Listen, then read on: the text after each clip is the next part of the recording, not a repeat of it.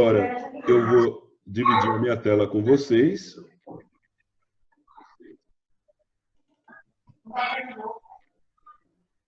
O material que eu mandei para a Karen foi esse material aqui, ó. Tensão de deformação. Ela deve mandar para vocês aí. E é um PowerPoint.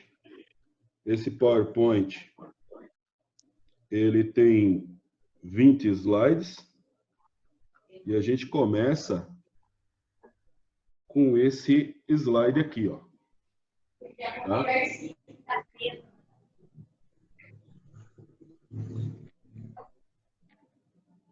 Tá ouvindo? Estão ouvindo bem ou não? Tranquilo? Tranquilo. Tranquilo. Sim, tranquilo. Beleza. Então, vocês vão ter... na realidade, o que nós vamos falar é sobre essa curva aqui, ó. A curva de tensão-deformação. Deixa eu só ver uma coisa aqui. Que é o seguinte, essa curva aqui. Vou fazer um pouco diferente aqui, porque senão eu não vejo nada do que eu estou querendo falar.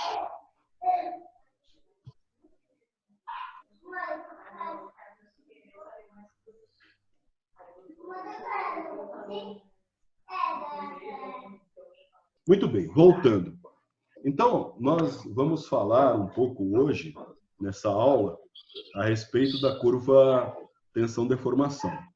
Por quê? Porque ela é uma curva bem importante para que a gente conheça as propriedades e características dos materiais, principalmente os materiais metálicos, não está restrito aos materiais metálicos, mas principalmente os materiais metálicos, onde nós temos uma grande quantidade de utilizações desses materiais em diversos tipos de máquinas, ferramentas, utensílios, instrumentos e uma série de coisas aí que nós vamos ter que usar no futuro.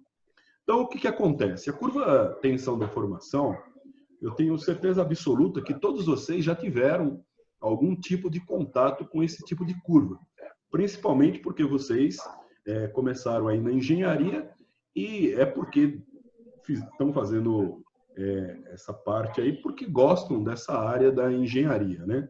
Se é tecnologia ligada à gestão, é a mesma coisa. É a mesma coisa, entendeu?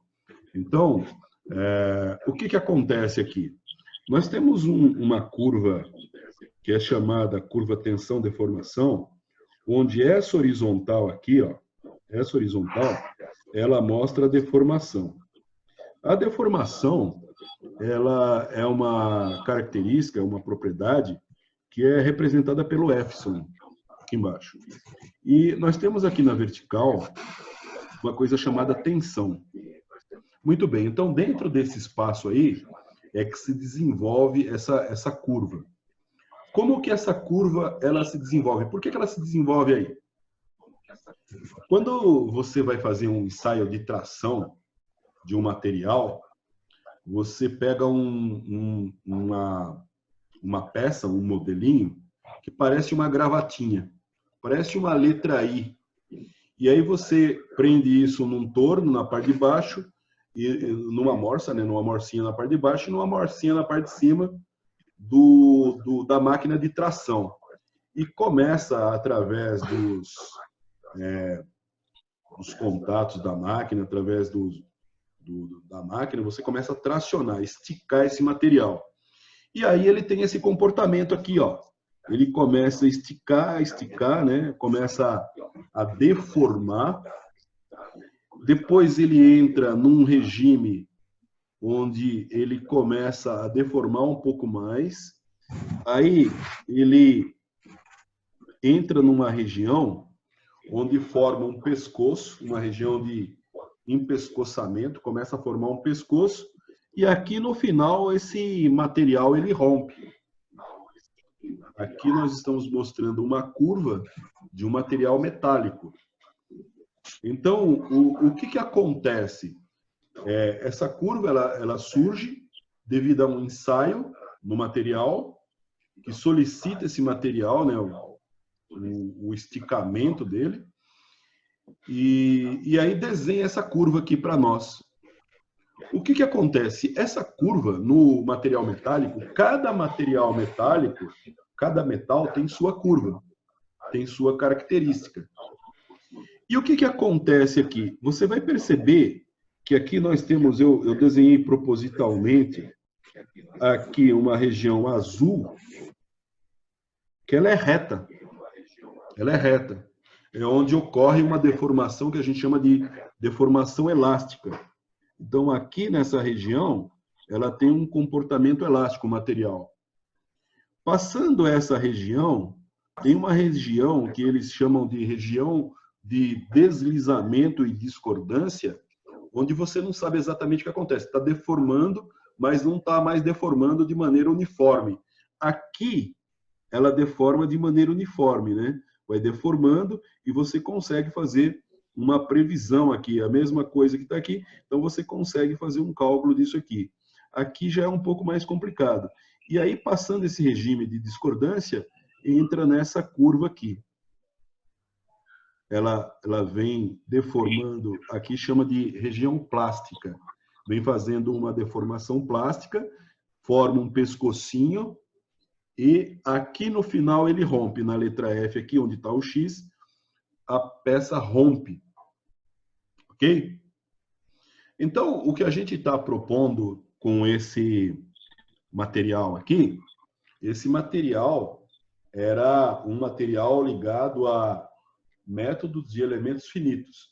Só que a gente faz um questionamento nesse material, né? Porque não adianta nada, né? A gente falar de simulação, de colocar máquina e computador na história, se a pessoa não conhece as características do material. Então, a gente deu uma noção até razoavelmente profunda a respeito do que seja essa curva tensão-deformação. Então, a gente fala assim, ó, antes de você conhecer essa parte de simulação estrutural, a pessoa precisa saber o que é tensão de ruptura, o que é tensão de escoamento, o que é módulo de elasticidade, o que é coeficiente de Poisson, aqui, ó, e o que é tensão principal cisalhante e os métodos de segurança, né, que são critérios de ruptura, né, critérios chamado Tresca e von Mises, porque o programa de elementos finitos, quando você faz um ensaio nele, ele apresenta esses critérios, ele apresenta esses valores, mas a pessoa começa a falar a respeito desses valores e ela não sabe exatamente o que é. Então, a gente propõe que se conheça bem essa curva antes de entrar em coisas mais avançadas, entendeu? Bom, então, quando um material ele é solicitado, ele pode ser solicitado de 5 formas, a princípio, de 5 maneiras. Então, você tem aqui, do lado, uma forma que é chamada de tração. Essa tração são forças contrárias, né, concorrentes aqui. Você tem uma morsa segurando uma ponta do material e uma morsa segurando outra ponta. Essa morsa está ligada a um sistema que vai tracionar. Para ficar fácil de entender o que é tracionar, é a mesma coisa que esticar o material. Estamos esticando o material. Então, isso é tração. O contrário dessa força de tração é quando eu comprimo.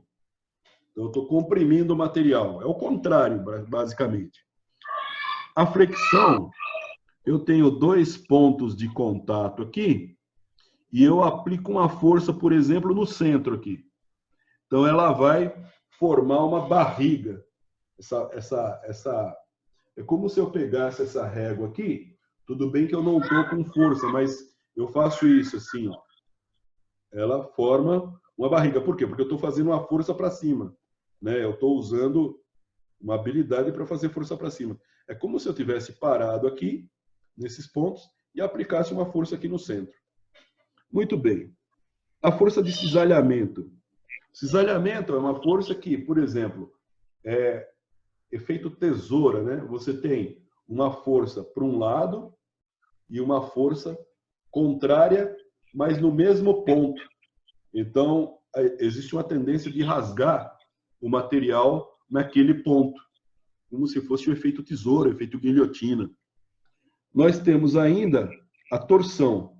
A torção eu acho a força mais difícil de mencionar porque não tem muito o que falar a respeito dela.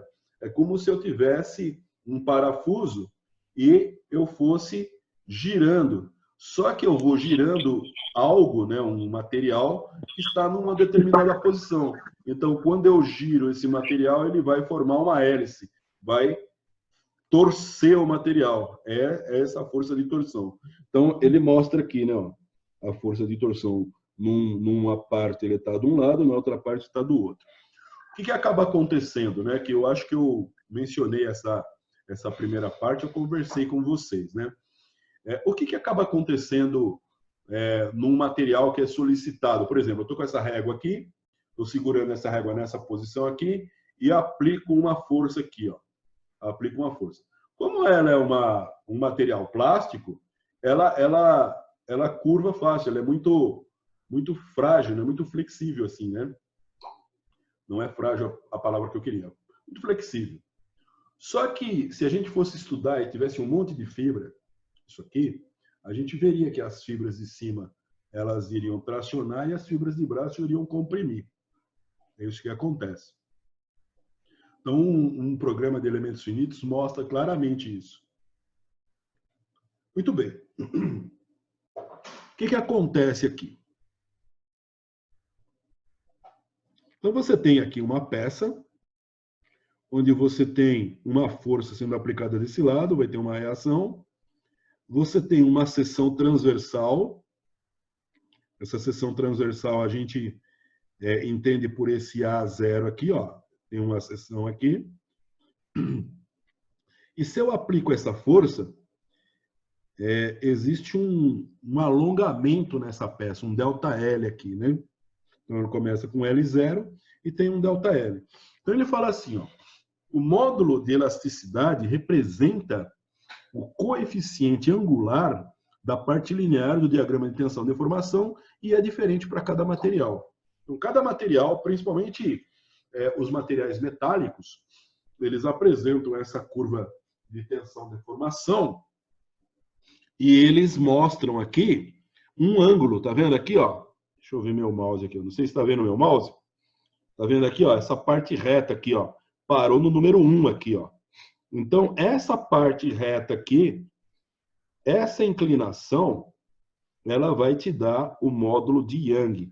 Por que ela vai te dar o módulo? Vamos supor que eu pegue esse ponto, ó. Eu tenho uma tensão muito grande no material e um deslocamento muito pequeno, uma deformação muito pequena. Quando eu divido isso um pelo outro, me dá um valor gigantesco que é chamado módulo de elasticidade ou módulo de Young. Então, os pontos 1 e 2 correspondem ao limite de escoamento. O ponto 1 e 2, esse ponto aqui, ó, de 1 a 2, é o limite de escoamento. Como é que eu calculo isso? Não tem como você calcular isso. Por quê? Porque nos materiais esse ponto ele vai ser diferente um do outro. Então, o pessoal, ao invés de fazer o cálculo, o que eles resolveram? Eles resolveram colocar 0,2% uma linha paralela, tá vendo a pontilhada aqui? Paralela a essa linha aqui. 0,2% é uma padronização que fizeram, uma padronização, e acharam o ponto 2 aqui. Então, daqui do ponto 1, onde termina a parte reta, até o ponto 2, é exatamente esse pedaço aqui, ó. Esse pedaço esquisito aqui, ó. Beleza? A partir daí, vem a deformação plástica, né? Então, aqui você tem uma mistura de plástica e elástica, e aqui você tem puramente plástica. Beleza? Beleza até aí, turma? Tranquilinho aí até aí? Pode falar. Se quiser ligar o microfone e perguntar alguma coisa, pode perguntar. Professor, isso aí tem fundamento com física? Extremamente física aí, né? É física. Tem fundamento com física. Tem fundamento principalmente com a parte de materiais. Sim. Principalmente no a parte de caso, materiais. parafuso se enquadra nisso também? Um parafuso Allen, vou dar um exemplo. Se enquadra nessa Se tensão enquadra. aí? Qualquer material metálico se enquadra. Né? Qualquer material metálico se enquadra.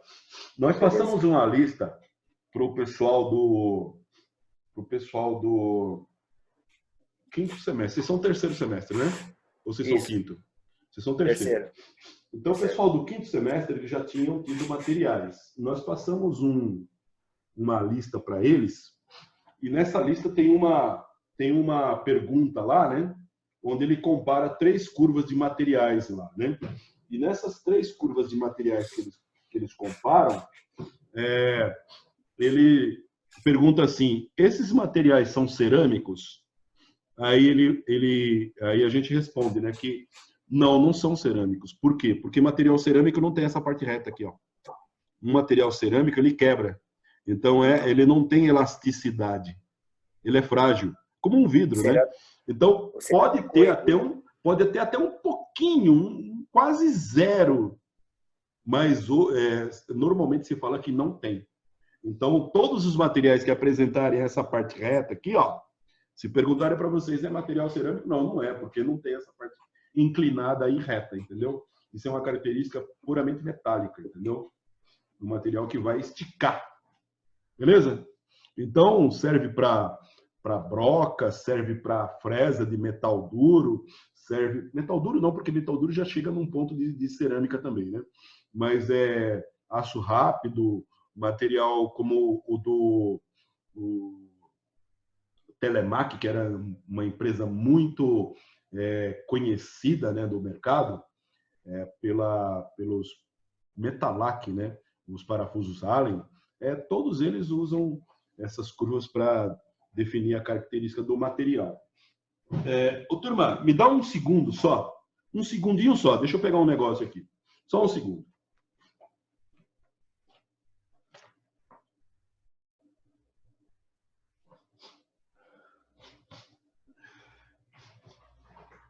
Muito bem, deixa eu ver aqui.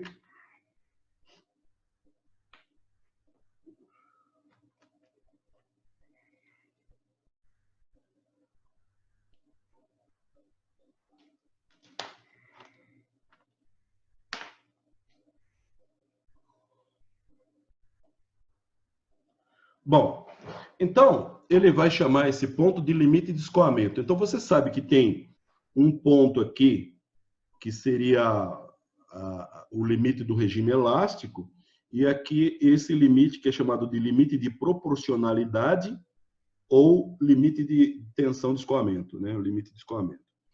Bom, aqui é interessante porque os estudiosos da área de ciência dos materiais, você pode pegar o Callister aqui, ó, que é um livro de 2012. Eu estou sem esse livro aqui, mas eu tenho esse livro aí, entendeu? Estou sem ele aqui. Bom, o módulo de elasticidade, que é chamado de o Ezão, ou módulo de Young, define as propriedades de um material à medida que sofre uma tensão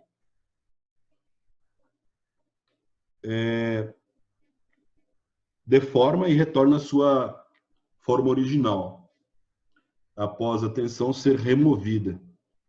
Esse módulo, esse assunto, né, esse módulo de Young, módulo de elasticidade, é um assunto de alto interesse para engenharia e para tecnologia. Porque quanto maior for esse número, mais rígido, mais duro é o material.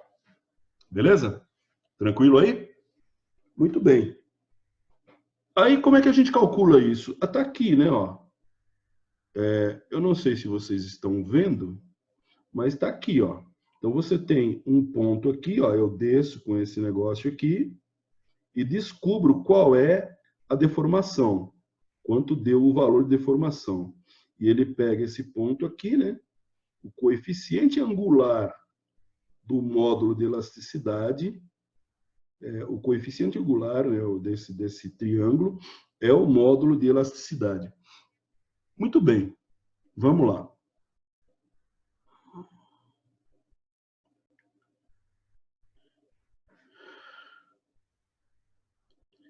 Então, ele está, mais uma vez, reforçando a ideia de que a transição desse ponto reto aqui, dessa área reta, que é onde tem o regime elástico, ele é essa área aqui proporcional, ela é uma área de transição para o regime plástico.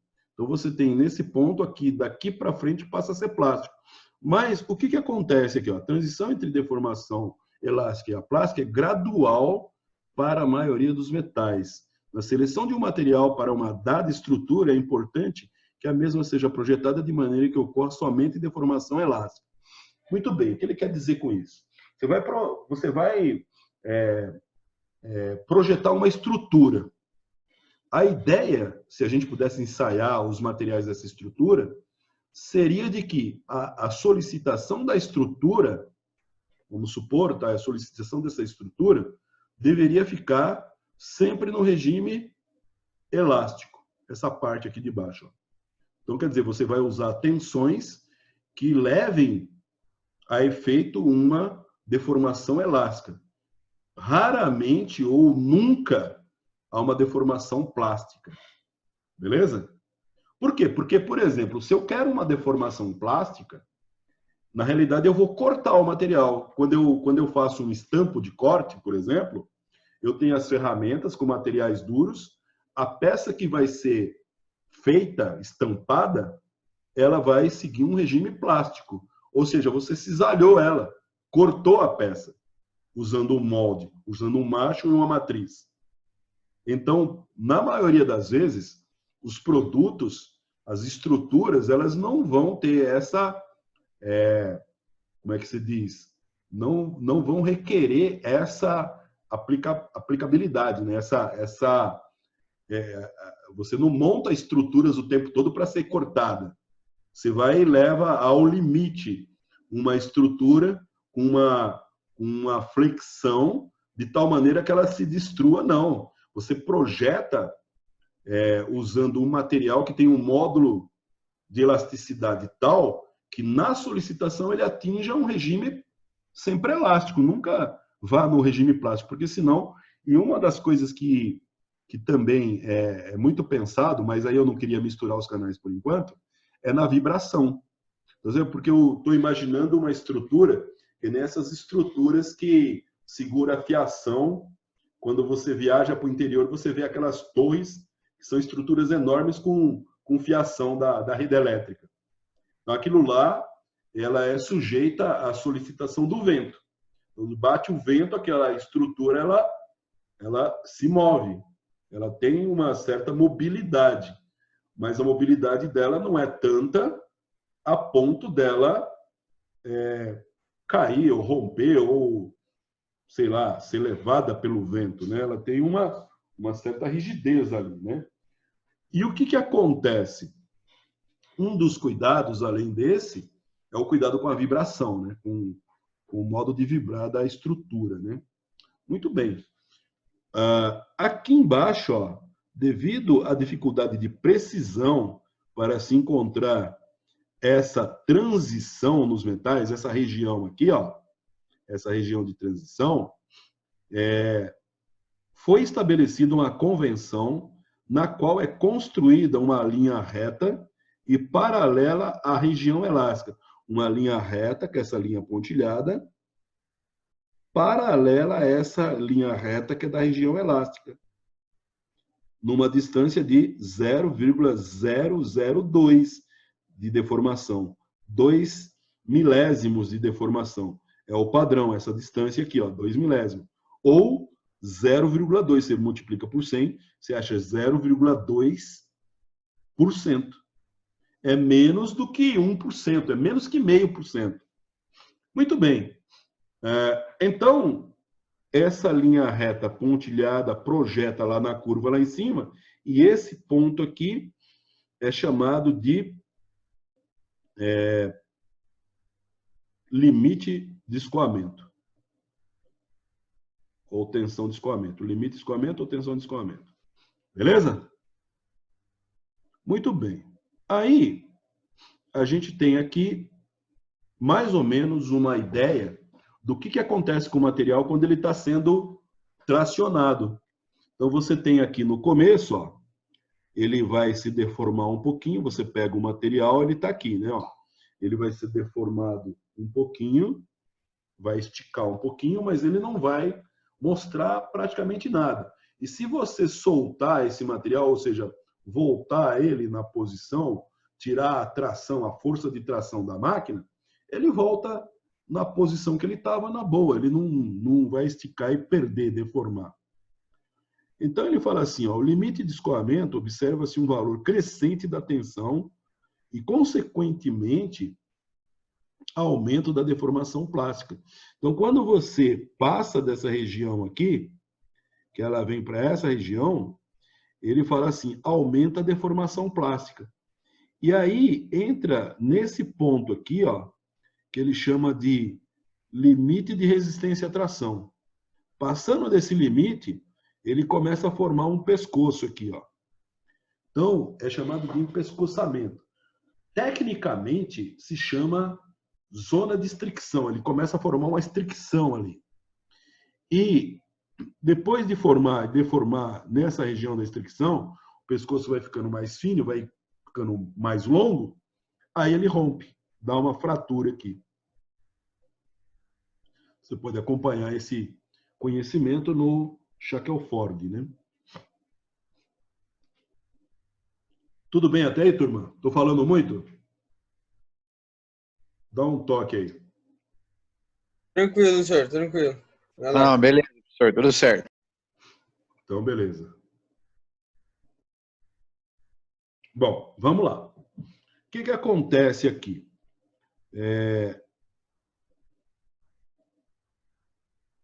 Então, aqui está as peças. Ela está sendo tracionada, formou o pescoço e rompeu. Aqui nessa figura, ele está mostrando para você, na prática, a diferença entre o material frágil e o material dúctil.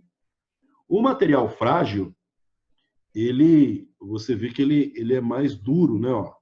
Se essa curva aqui ela é maior aqui, ó, vamos supor que o ponto está aqui, né? Ó. Você tem um ponto aqui, onde termina a região elástica. E essa aqui está mais embaixo, ó. Só que essa vem até aqui, ele rompe aqui, ó.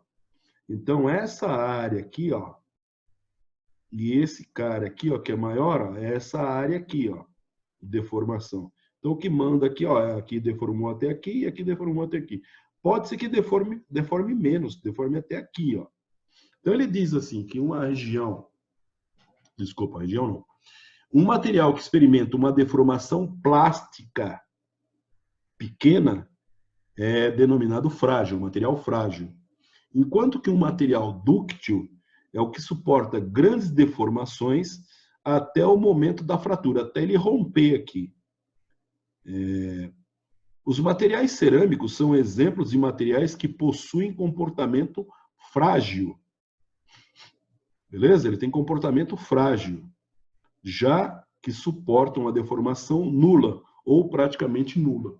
Se você colocar um material cerâmico numa máquina de tração, a deformação dele é quase nula, ele vai romper.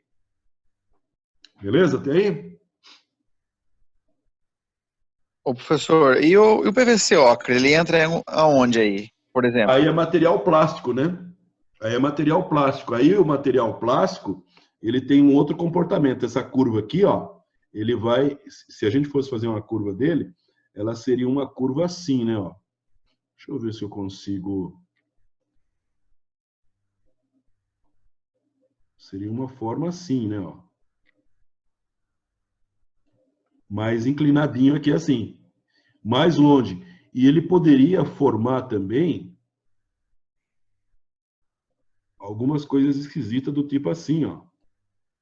Entendeu? Podia formar algumas coisas bem esquisitas aí. Esses testes de tração em plástico, essas coisas aí, eles são mais difíceis. Tem outros tipos de testes que são feitos. Mas as curvas são bem complicadas, são mais esquisitas, né, meu? Digamos assim. Os metais têm sempre mais ou menos esse comportamento aqui. Se o material é mais duro, rompe mais aqui. Se o material é mais mole, como um alumínio, um cobre, ele vai ser mais dúctil, vai romper mais longe. Se o material é mais duro, sei lá, um titânio, um aço rápido, até mesmo pastilha de metal duro, vai romper aqui mais próximo, né? Quanto mais próximo da cerâmica, mais próximo do vidro, mais menor é esse negócio aqui, essa deformação. Agora, um plástico ele já tem uma deformação elástica muito grande, né? Estica bem, né? Depende também do plástico. Eu estou falando isso, mas eu não posso generalizar. Um acrílico, por exemplo, rompe como se fosse um vidro, né? Um acrílico ele rompe como se fosse um vidro. E tem outros materiais também. Um PVC já é mais elástico. Um policarbonato ele já é um comportamento complexo, o policarbonato, né? Eu não saberia dizer, eu não sei como se comporta um policarbonato, entendeu? Policarbonato é aquele plástico que você usa, que os policiais usam para defender bala, né? O cara vai levar um tiro, ele coloca aquele negócio lá na frente para não que consegue segurar uma bala, né, meu? Tem uma densidade muito grande, né? Eita, mano. Hã? Não tá acontecendo. Tá ouvindo, Orão? Hã? Tá ouvindo? Fala, professor, certinho. Beleza. Tô Bom, aprendendo a mexer ainda. beleza, Oi, tranquilo. Com fome. Nós vamos fazer um intervalo quando chegar às 8h30, como a gente faz lá na escola lá. Beleza? Porque senão também a gravação fica gigantesca, né, meu?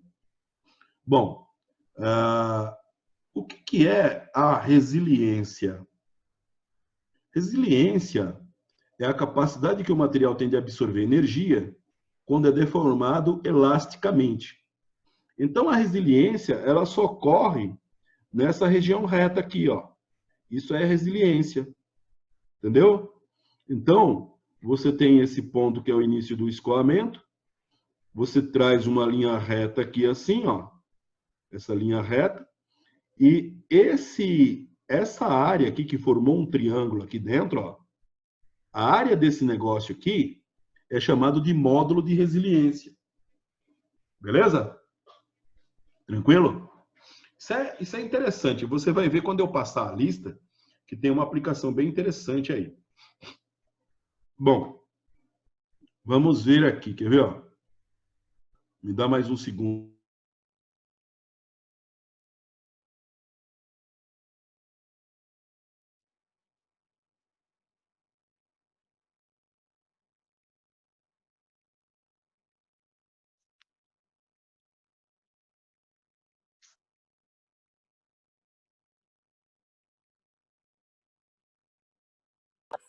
Esse cara tá com fome aí, pô.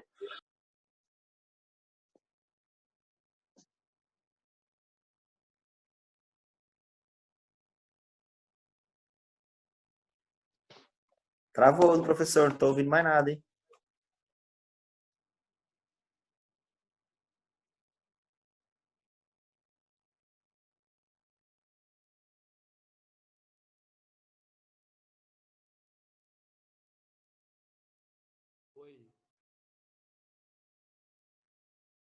Ai, pai. Vamos lá. O que acontece aqui? A resiliência, então, é a capacidade que o material tem de absorver energia dentro da deformação elástica. Então, a deformação elástica, você já viu que ela só vai até aqui, nesse ponto aqui, onde é a parte reta. Então, eu desço uma linha reta, você vê que aqui está inclinado, com essa linha reta forma um triângulo. Essa deformação aqui, ela é muito pequena, e esse valor aqui, até essa ponta aqui, ó, ele vai dar uma tensão razoavelmente grande. Quando você divide essas duas coisas, porque você tem a área do triângulo, né? Base vezes altura. Então, você tem aqui, ó, essa altura e essa base. Se eu multiplicar os dois, você tem a área de um retângulo, que vai ser esse retângulo aqui. Aí você divide por 2 para achar a área desse triângulo.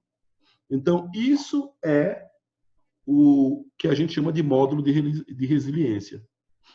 Beleza? Isso é importante, tá?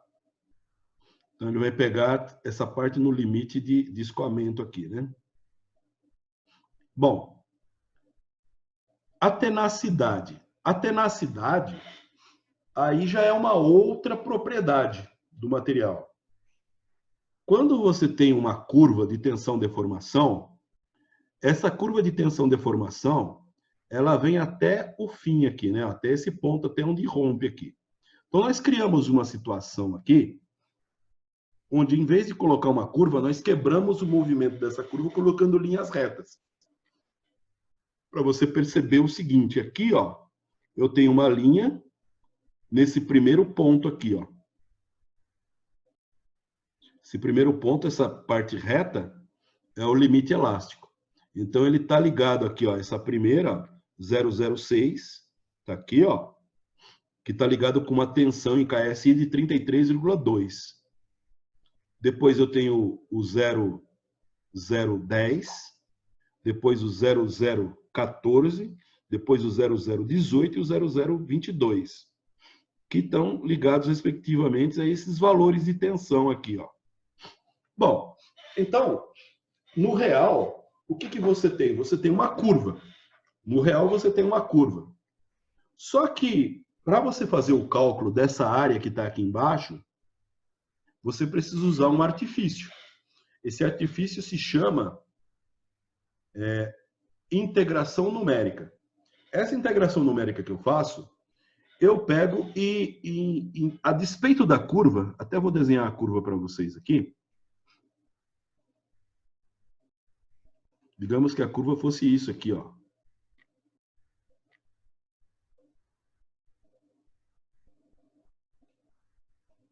Ó, faz de conta que fosse isso aqui, ó. Ó, faz de conta que fosse isso.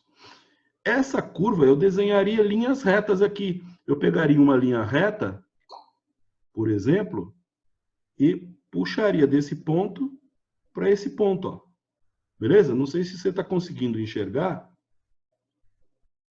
Isso aqui, ó. Deixa eu ver aqui se eu consigo melhorar isso.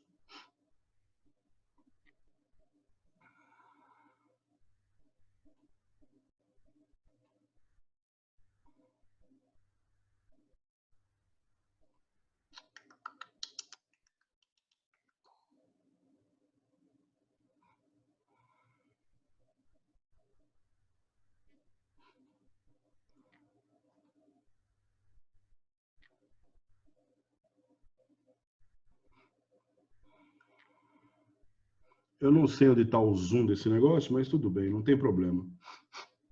Não sei onde está o zoom desse negócio, mas tudo bem. Vamos lá. Então, aqui, ó, dá para ver. Eu fiz uma curva só para exemplificar. Eu não trato a curva. Para tratar a curva, você teria que ter a equação da curva. E a equação de uma curva... Professor, o zoom é lá embaixo. Hã? O zoom é lá embaixo. Lá embaixo? É. Tá certo, tá certo, tá certo. Olha lá. Olha isso.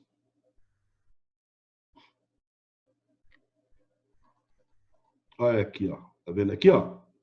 Fiz uma curva, só que eu não consigo, eu não vou tratar essa curva. Por que que eu não vou tratar a curva? Porque para você tratar uma curva, você precisa ter a equação da curva. A equação da curva, ela pode ser um x elevado à terceira, um x elevado à quarta, depende. Pode ser um exponencial, pode ser um logaritmo, depende da curva. Muito bem.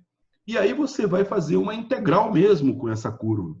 Agora, você consegue, por exemplo, numa curva, fazer o desenho, por exemplo, de uma linha que vai de um ponto a outro. Ó. É como se eu pegasse um círculo, e é lógico que o círculo você já conhece aí, você já sabe. É como se eu pegasse um círculo e eu viesse com um cálculo, né? Deixa eu mostrar para vocês. Quer ver? É como se eu viesse com um círculo. Deixa eu ver onde está guardado isso aqui.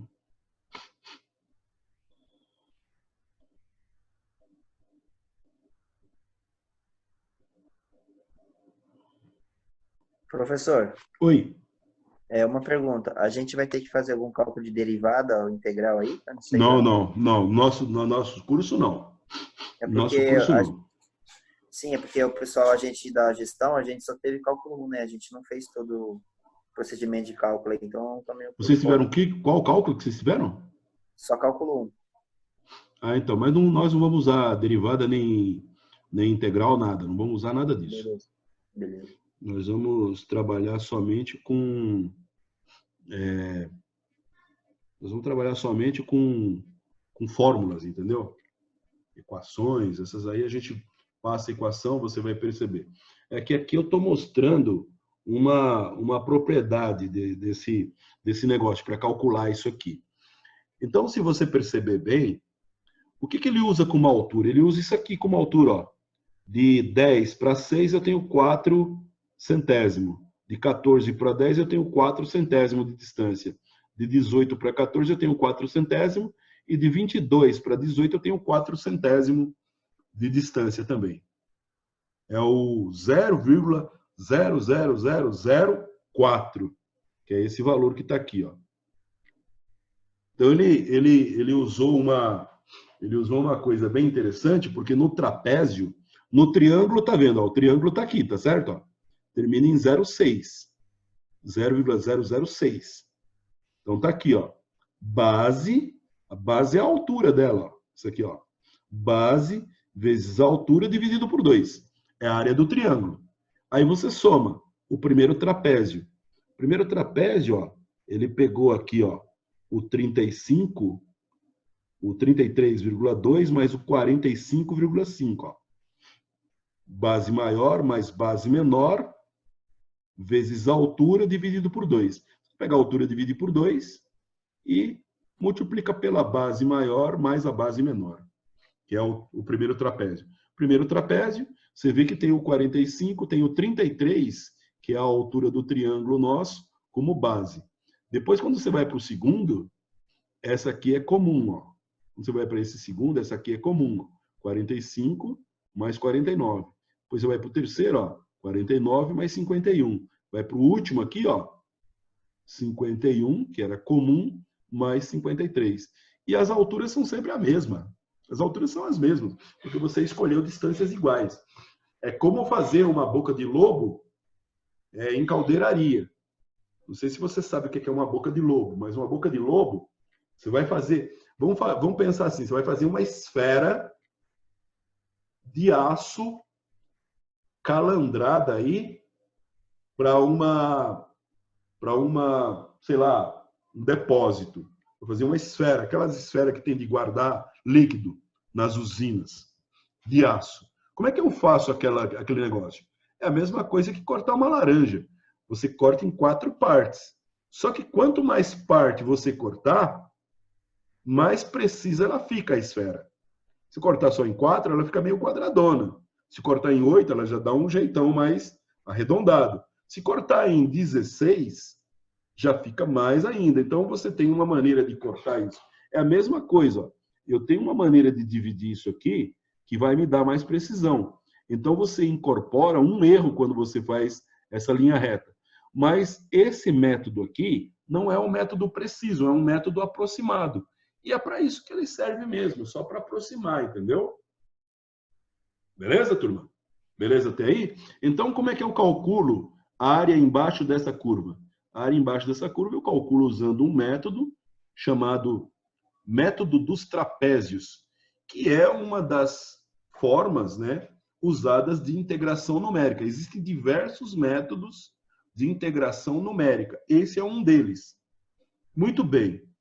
E a área embaixo dessa curva, da curva tensão-deformação, o que é? Essa parte toda é como se eu pegasse e pintasse toda essa parte embaixo dela aqui, ó.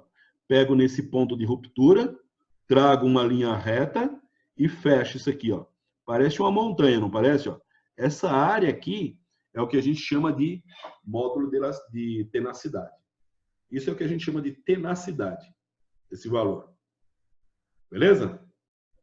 Tranquilinho aí ou não? Muito bem. Bom, aí, deixa eu ver que horas são. 14 minutos. 8h14. Aí o que a gente faz? A gente tem aqui uma coisa chamada lei de Hooke. Essa lei de Hooke aqui, meu, é uma situação, é uma condição bem interessante, né? Ela foi descoberta por esse estudioso chamado Robert Hooke em 1678. Em 1678, está muito perto, né? 178 anos depois do descobrimento do Brasil. Meu. Então, esse cara estava estudando esse negócio um pouco antes. Ele não tinha o que fazer e ele descobriu aí a lei de Hooke, né, meu? Muito bem. Então, a lei de Hooke diz que a tensão normal ela é igual ao módulo de elasticidade do material vezes uma deformação específica, que é chamada de epsilon. Então, cuida bem dessa fórmula aqui, ó, porque essa fórmula a gente vai usar bastante. A gente vai usar muito essa fórmula aí. Entendeu? É bem importante saber isso. Sigma é igual a Ezão vezes epsilon. Então, essa é a primeira fórmula nossa. Então, como é que a gente entende essa lei de Hooke? A gente entende assim, ó.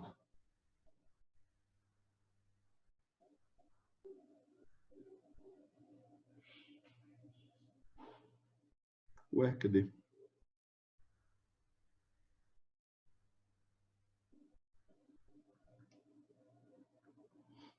Eu tinha uma... Deixa eu ver para trás. Aqui, ó. Aqui, ó. O que esse Hooke ele fez, né? Ele descobriu que, por exemplo, vamos supor que eu tenho uma mola sem deformação. Aí nessa mola eu aplico uma massa que essa massa tem um peso, sei lá, P. Bom, então ela tem uma deformação X. Eu aplicando, faz de conta, tá, turma? Faz de conta. Não é isso, mas faz de conta que nessa mola eu coloco um peso de 1 kg. Então, ela tem uma deformação X. Beleza? Se eu colocar um peso ou 2 pesos de 1 kg, ou seja, um peso total de 2 quilos, ela vai deformar 2x. Se eu colocar 3 quilos, ela vai deformar 3x. Então, você vê que é proporcional. A lei de Hooke é a que coordena a deformação nessa parte aqui da curva. Ó. Nessa parte da curva aqui, ó. Tecnicamente seria isso. Beleza? Tudo bem? Consegue entender? Isso aqui é a lei de Hooke. É uma deformação proporcional. Então, aqui, ó, o Hooke, ele descobriu que existe uma relação entre a força aplicada a uma mola. Essa força é diretamente proporcional ao deslocamento, ou seja, para uma mola onde o deslocamento é de 1 milímetro, ao ser aplicada uma carga de 1 newton, a sua constante elástica é de 1 milímetro por newton. E essa constante recebeu o nome de lei de Hooke. Sigma é igual a E, que multiplica a deformação específica, o módulo de elasticidade do material, multiplicando a deformação específica epsilon. Alguns valores de E são mostrados na tabela a seguir para a maioria dos materiais. O módulo de elasticidade sob compressão e sob tração são iguais. Então, aqui, ó, você tem o material aço, alumínio, bronze. Olha como que é isso, ó. Você tem o módulo de elasticidade do aço de 200 a 210, do alumínio é de 70 a 80, bem mais baixo, né? O módulo de elasticidade, por exemplo, do bronze é 98, do cobre é 120, de um ferro fundido é 100, do aço é bem alto, né? Beleza? Bom, e aí, ainda a lei de Hooke diz o seguinte, que a deformação específica, ela é um delta dividido por L. Quando a barra é carregada por tração simples, a tensão axial ela é... Então, você tem que o sigma, ele é Ezão vezes epsilon. Mas o sigma também é P sobre área. Ou seja, pressão sobre área. Beleza? Aqui, na verdade, ele está falando de força-peso, mas aqui seria um F, né? Seria a força sobre área, vamos dizer assim. E o epsilon, que ficou lá para trás, seria delta sobre L. Então, o que ele fala? Ele fala que esse delta aqui, ó, é um PL dividido por EA. Esse EA é conhecida como rigidez axial da barra. O EA é a rigidez axial da barra. Beleza? Muito bem. Bom, o que é coeficiente de Poisson? Quando o material ele é tracionado, a gente entende que ele deforma. E ele fica mais, então ele fica mais fino, ele tem um alongamento e ele fica mais fino, ele estica, né? Quando ele estica, ele fica longo, só que para compensar esse deslocamento, ele fica mais fino. A quantidade de matéria não vai mudar. Então ela vai só se deslocar ali, né? Se você comprime o material, ele vai achatar e ele vai ficar mais gordinho transversalmente. Vai ficar mais largo, digamos assim. Beleza? Então, existe uma relação, né? Quando uma barra é tracionada, o alongamento axial é acompanhado por uma contração lateral. Isso é, a largura da barra torna-se menor enquanto cresce seu comprimento. É a maneira técnica de falar isso. Quando a barra é comprimida, a largura da barra aumenta. E o comprimento diminui, né? Beleza? Muito bem. Aí, isso é que é chamado de coeficiente de Poisson.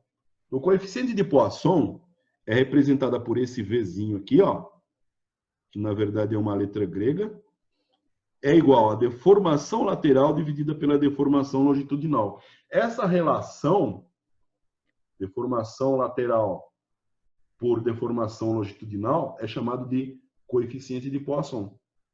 Beleza? E esse coeficiente de Poisson é bem interessante, né? Porque ele é de 0,25 a 0,35 aproximadamente. 0,25 de 25% a 35%. Beleza? No material. Quanto que é o coeficiente de Poisson do material? De 25 a 35%. Isso já está estudado. Só recapitulando, então, porque eu esqueci de gravar, cara. É assim. Então, você pega o problema. Você tem aqui que o problema está sendo dado 62,9 milímetro quadrado. Esse 62,9 milímetro quadrado, ele tem que ser transformado em metro. Porque é convenção você trabalhar em metro, mas principalmente porque quando você for confrontar isso aqui, ó, 200 GPa, esse 200 GPa multiplicou a deformação de 1% por causa dessa fórmula aqui. Sigma é igual a Ezão dividido por vezes Ezinho. O Ezinho a gente colocou no lugar do epsilon. E o S a gente colocou no lugar do sigma. Tá aqui anotadinho aqui nesse canto, ó. Por que isso? Por causa do nosso teclado. Porque o nosso teclado aqui, ó, quando eu escolho aqui, eu teria muito trabalho para achar o símbolo. Então, não consigo achar o símbolo aqui dentro do Paint. Então, para facilitar no nosso teclado, eu chamei o sigma de S. E o epsilon eu chamei de Ezinho. Bom, sigma é igual a Ezão, que multiplica Ezinho. O Ezão foi dado, tá aqui, ó, 200 GPa. E a deformação é de 1%. Ele fala aqui, ó. Ele fala aqui nesse trecho aqui, ó. Deformação elástica de 1%. Muito bem. Então, essa deformação elástica de 1% é 1/100, porque você tem que escrever de maneira decimal. Multiplicando esse por esse dá 2 GPa. Aí, 2 GPa, você faz uma transformação. 2 GPa, eu não vou trabalhar com GPa, eu vou trabalhar com Newton por metro quadrado. Então, 2 GPa é a mesma coisa que eu dizer que eu tenho 2 vezes 10 a nona. Por quê? Porque esse cara aqui, o giga, só por causa desse Gzinho aqui, eu tenho que o giga é isso aqui, ó, 10 a nona. Por causa disso que aparece o 10 a nona aqui. Então, 2 giga é 2 vezes 10 a nona. E como eu faço essa transformação, PA é a mesma coisa que Newton por metro quadrado. É PA. Beleza? Então, fica 2 vezes 10 a nona Newton por metro quadrado. Ora, na próxima etapa, você sabe que sua finalidade é calcular F, calcular a força que foi usada no pré-tensionamento dos fios. Aí, existe uma fórmula, a gente viu essa fórmula aqui, ó.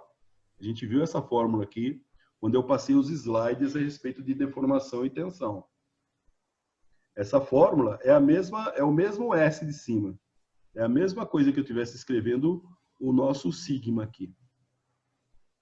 Se eu conseguisse escrever, seria isso aqui, né? Ó. S é igual a F sobre A. Seria exatamente isso que eu marquei aqui, ó. Exatamente isso. Só que esse sigma aqui eu substituí por S. E coloquei numa forma horizontal essa fórmula, né? Muito bem. O que acontece aqui? O que acontece aqui é que eu não quero o S, porque o S eu já sei. É como se esse 200, é como se esse 2 vezes 10 a nona tivesse desse lado aqui. E aí eu também sei quem é o A. O A é 62,9 milímetro quadrado, que é a mesma coisa que 62,9 vezes 10 a menos 6 metro quadrado. Aí eu mando o A para lá, ó. Eu pego o sigma vezes A igual a F. Esse A veio multiplicar aqui, ó. Beleza? Tranquilo? Bom, o sigma eu sei. 2 vezes 10 a 9 elevado a nona, Newton metro quadrado. E o A, 62,9 vezes 10 a menos 6. Aí você precisa relembrar somente uma coisinha da álgebra. Quando a gente faz esse cálculo, a parte inteira multiplica a parte inteira aqui. Então, na notação científica, você sempre vai ter o seguinte, na notação científica.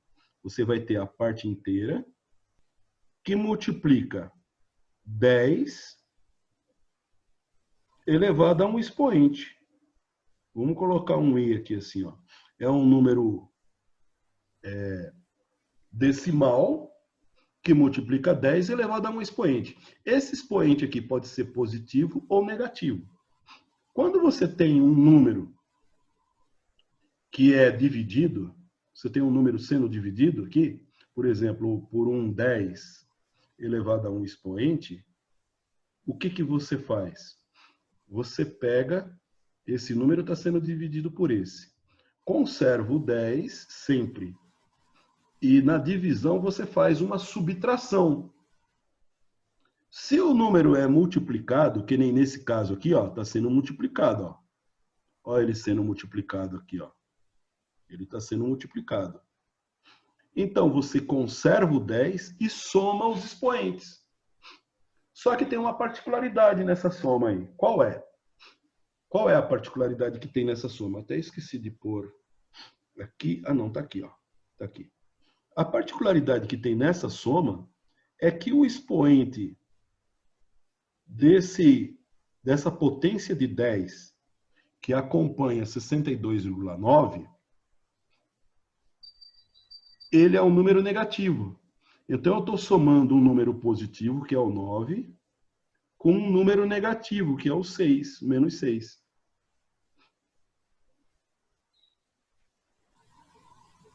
Beleza? É a mesma coisa que eu fizesse 9 menos 6. 9 menos 6, eu somei com um número negativo. Eu falei assim, ó, eu tenho R$ 9 e estou somando uma dívida de 6. Com quanto que eu fico? Com 3. Eu tenho R$ 9 e estou somando a ele uma dívida de 6. Um número negativo, 6. Somei menos 6, vai dar 3. Então ficou aqui, ó, 10 a terceira, no final das contas. Então eu fiz a parte aqui, joguei o número 2 multiplicando 62,9. 2 vezes 9, 18, vai 1. Vai 1 aqui. 2 vezes 2, 4, com 1 que foi 5. 2 vezes 6, 12, 125,8. Vezes 10 a terceira, Newton, que é o que sobra. E é o que eu queria, é a força. Beleza? Tranquilo? Beleza, professor. Suave. Só uma dúvida. Eu entendi lá que giga, mega e quilo lá são os expoentes elevados à quantidade de casas, né? Isso. Por que deu menos 6? Menos. Ah, tá. Beleza. Boa pergunta. Boa pergunta. Boa pergunta. Porque é o seguinte, da mesma maneira como você tem os expoentes para o lado positivo, então é assim, quer ver? Eu vou fazer o seguinte, eu vou apagar aqui um pedaço aqui, tá? Vou apagar um pedaço aqui, ó. Vou apagar esse pedacinho aqui, ó. Da mesma maneira que eu tenho, por exemplo, vamos dar um exemplo aqui, vai. Ó, quando você tem 1000, isso aqui, ó, é igual a 10 a terceira. Cada 3. Eu vou deixar e eu vou dizer que isso aqui é quilo. Beleza? Então, aqui, ó, é um 10 a terceira. Isso é um 10 a terceira. E por que ele é um 10 a terceira? Também vale a pena explicar isso. Porque ele é 10 vezes 10 vezes 10. Beleza? Então, quando você multiplica 10 vezes 10 vezes 10, você tem 3 vezes o 10. Por isso que é 10 elevado a 3. Você vai multiplicar 3 vezes ele mesmo. Agora, quando você tem, por exemplo, 1 milhão, isso aqui é 10 a sexta. Isso aqui é chamado de mega. Beleza? Bom, então, você já sabe. É a mesma velha história. 10 a sexta. Quantos 10 vão estar se multiplicando? 6.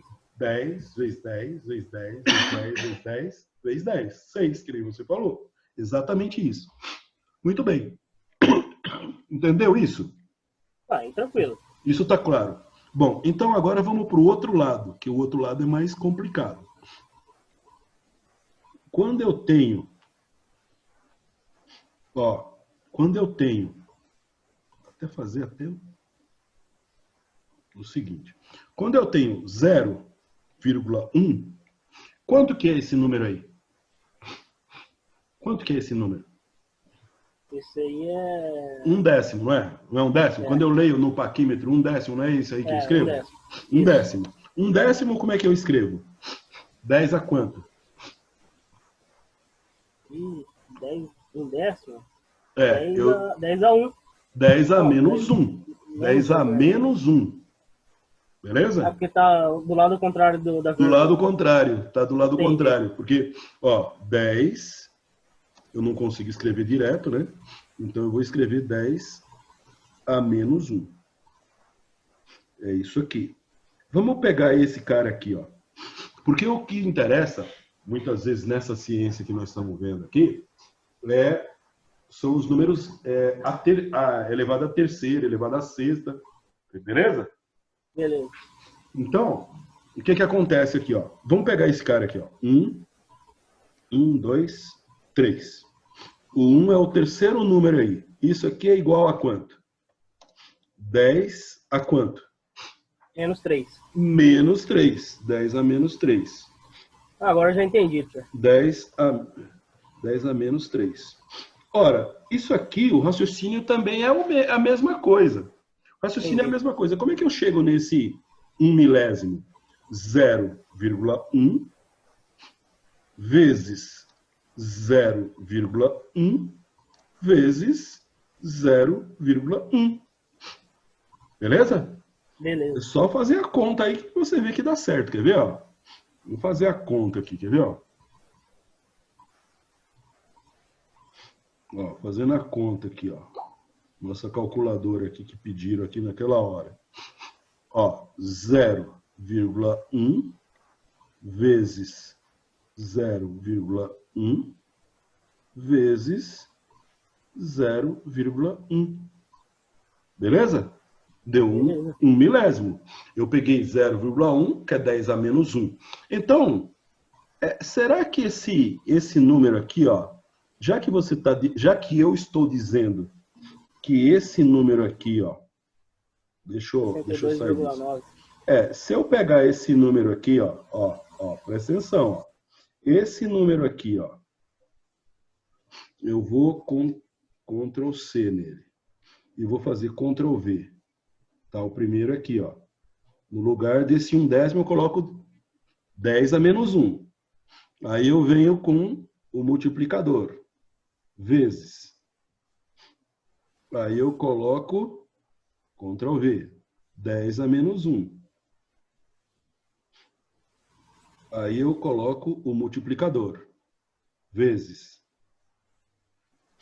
Aí eu venho com vezes 10 a menos 1. Ora, se 1/10 você entendeu,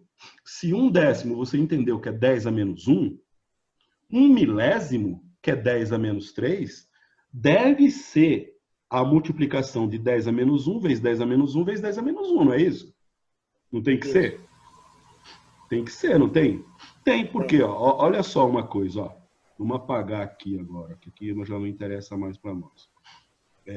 Vamos pegar esse trecho aqui, ó. 10 a menos 1 vezes 10 a menos 1 vezes 10 a menos 1. O que eu falei para fazer? Para conservar o 10. E se eu estiver multiplicando, eu somo os valores. Então, eu vou somar o valor menos 1 mais... mais... colocar entre parênteses, eu vou colocar entre parênteses, porque o número está negativo. Menos 1 mais menos 1. Não é isso que eu estou fazendo? Ó? Eu peguei, ó, eu faço isso aqui, ó. Ó, é isso aqui que eu fiz, ó. 10 elevado a menos 1 mais menos 1 mais menos 1. Eu estou com a dívida de 1. Somei uma dívida de mais 1, de menos 1. Fiz uma dívida de 1. E depois eu fiz mais uma dívida de 1. Com quantas dívidas eu fiquei? Com 3 dívidas. Então, menos 1 mais menos 1 mais menos 1, no final vai ficar 10 a menos 3. Beleza? Então, é por isso que surge o menos 3, ó.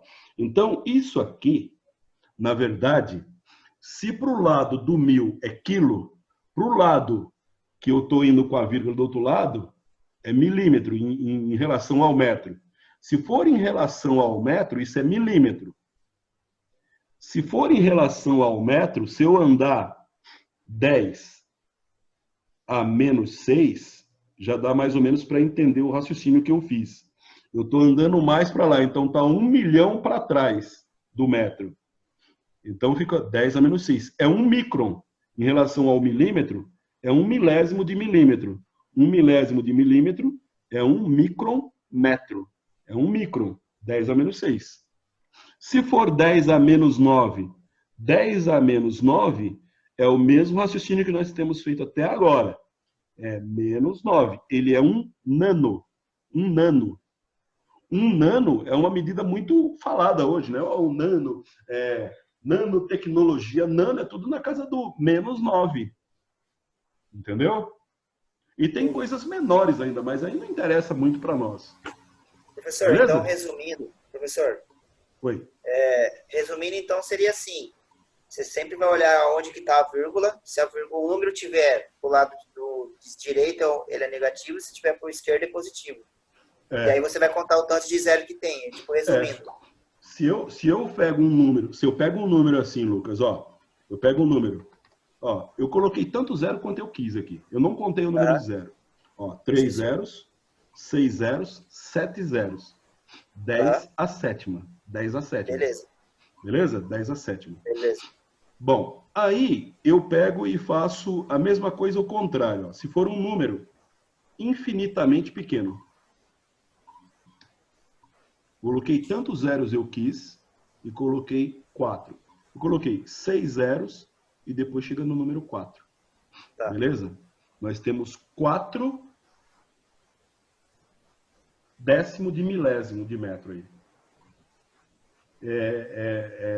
É menos que um micrômetro, se eu relacionar a metro. Então, esse número seria um 4 multiplicado a 10 a sétima. 10 a menos 7. Menos 7, então, porque aí a vírgula tá pro lado direito. Tá pro lado Isso aí direito. é só... Tá, beleza. Tranquilo. Beleza? Entendi. Beleza.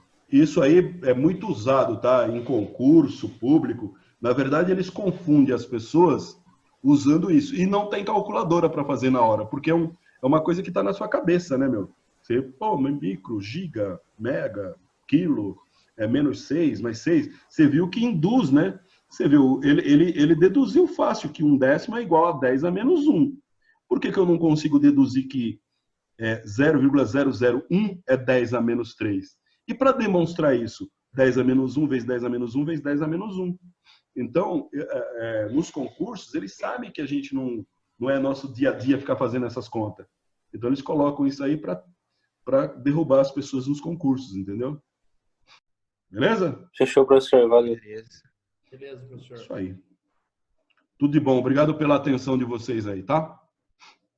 Valeu, professor. Falou. Falou. Valeu. Falou. Até mais. Valeu. Tudo de Falou. bom. Mais.